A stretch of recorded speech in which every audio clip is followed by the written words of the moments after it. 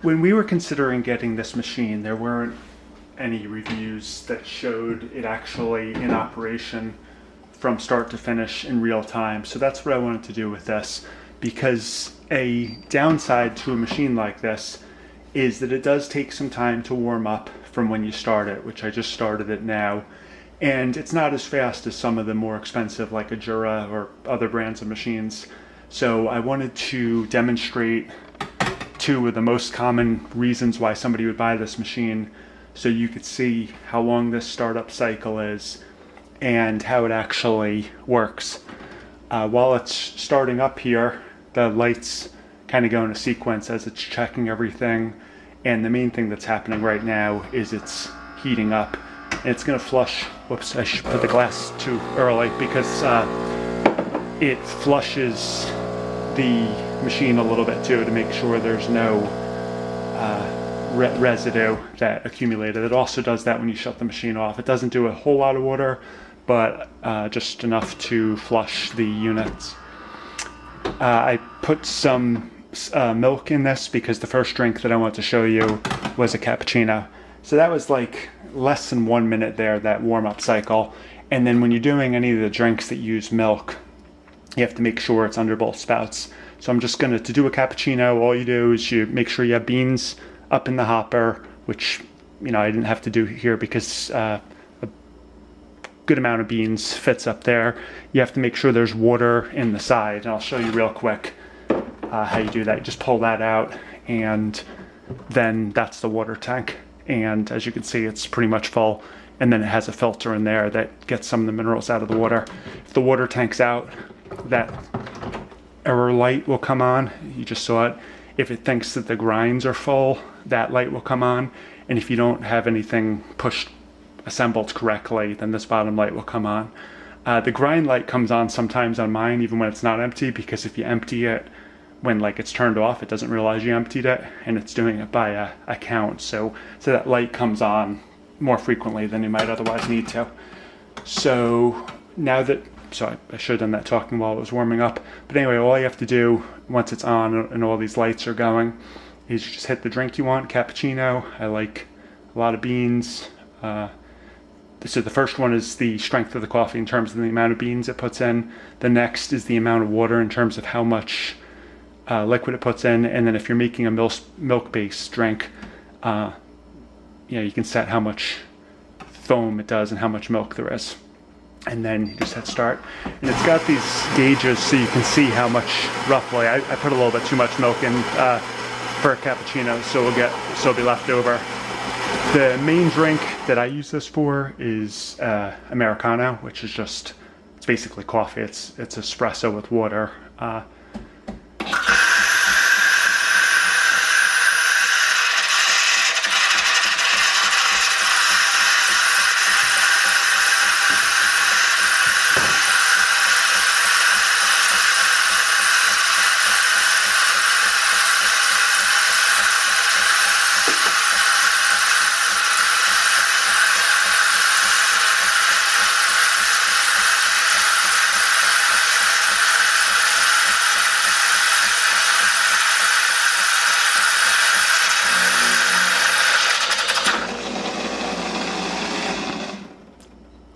So in addition to being time consuming as far as the downside of this machine, you could also say that it's a little bit loud. If you had other people sleeping in a smaller apartment or something, that might be an issue.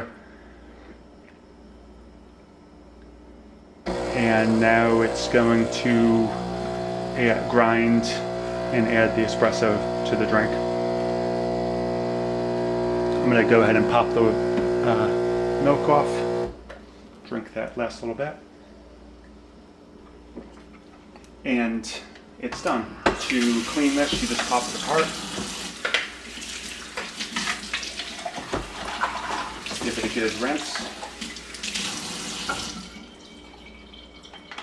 I mean, ideally I'd use some soap and water, but it's skim milk, so there's no real fat in there. And it's all done and ready for the next drink. And my main drink that I make is the americano. And you can do either a double or a single. I will just do a single now because the battery is about to die on the camera.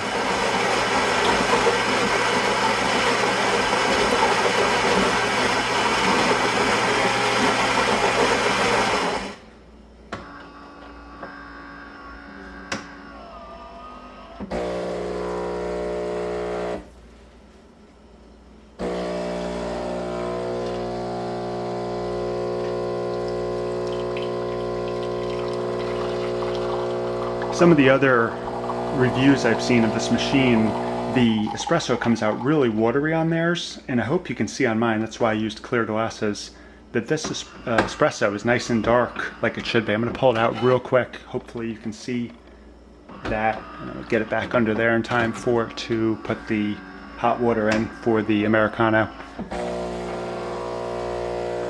I think maybe the very first time I ran it, it made that kind of lighter, like it almost like it didn't put enough grinds in the espresso.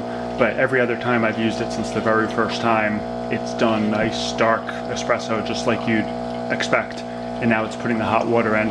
If you just order hot water out of it, like if you're just trying to make some hot water, which is something the machine can do, it will actually come out of this. You can, no milk in there, it'll just come out of the steamed water side. But for hot water for an Americano, it comes out of this. A nice thing about this machine is it doesn't really require any maintenance. Behind the water tank that I showed you before is a brew unit. It's like a plastic brew unit. So you can see how dark that is. It's a perfect Americano. And you can adjust how much water it puts in there. So anyway, the brew unit can pull out. I don't think I have enough battery life to show you now, but it's just an assembly. You rinse it out. Completely dry it. You're supposed to do that once a week. As far as other maintenance, they give you some food grade lubricant that you're supposed to put on the brew unit once a month or every 500 cups. And then in addition to the beans that go in here, this is the spot where you can put ground coffee in, and then you just change the setting on here from being a different strength to being from this compartment. And the reason why I brought that up when I was talking about cleaning it is that's where they have a tablet that you're supposed to run in there once a month in basically a cleaner mode. But it's a very low maintenance machine. A lot of machines, I don't usually drink milk-based beverages, but I got this because on the rare occasion that I do want a milk-based beverage, the system is super easy. There's no tubes that run through the machine or anything like that.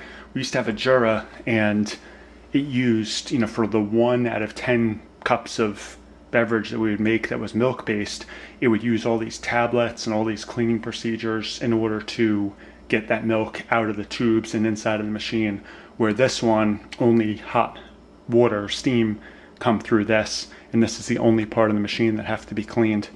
Since I do seem to have some battery life on this, I will try to show you how actually, you know what? I need to show you the shut off. So once it's done, if you forget, there's actually a timer you can set. I've got it set for 15 minutes. I think the default was 30.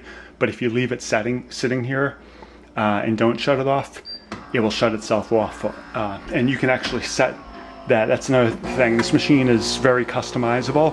In addition to the settings you can do here when you're choosing your beverage that I showed you, it will also, you can set all the defaults for how much fluid you have for each type of beverage. And so now it's shut off. So hopefully that showed you how this machine operates. And again, this is an Americano, not an espresso, but you can see it's nice and dark. That's just regular roast beans. It's not dark roast beans or anything. So if you happen to see the same video that I did where actually they just made an espresso in a clear glass and it came out looking like dishwater, and everybody in the comments said that, and I was a little bit nervous about getting this machine because of that, but that problem does not exist. Everything comes out the way that, in my opinion, it should. So if you have any comments, let me know in the comment section, or questions, and I will address them. And if I miss something, I'll do a follow-on video. I'm not going to bother showing the brew unit because that's another thing.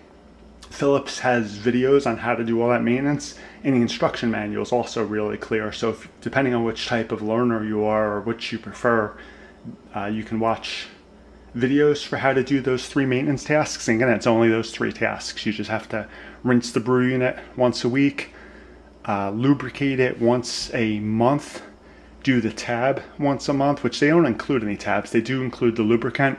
I haven't bought the tabs yet because I've had this for less than a month, but that's it. Like, oh, and the other thing is the water filter. The light's blue. Well, I've shut the machine off, so it's gone, but a second ago the light was blue, and that indicated it's fine. I can't remember. I think it depends on how hard your water is how often you have to change the filter in there. And when you first get the machine, they give you a tab to see how hard your water is. My water here in central New Jersey is very hard. It was 4 out of 4 blocks on the little sensor they included. You set that in the machine, and then after that, it just counts how much water goes in it. It's not actually testing the filter or anything like that. It's just determining how much water you've used based on your hardness as to when you have to change that. So those are the only 3 maintenance items you'd have to buy. The lubricant that they include some of, the tab that goes in here once a month, and the filter that goes in the water tank. I'll pull that out so you can see it again. That water filter in there. So that is all I've got for you. And since I'm kind of rushing here at the end because I don't know how long this battery is going to go, but this is all you have to do to empty that, and then you can see, well, they've broken because when it drops them in there, it drops those pucks. But you can see there's nicely formed pucks in there.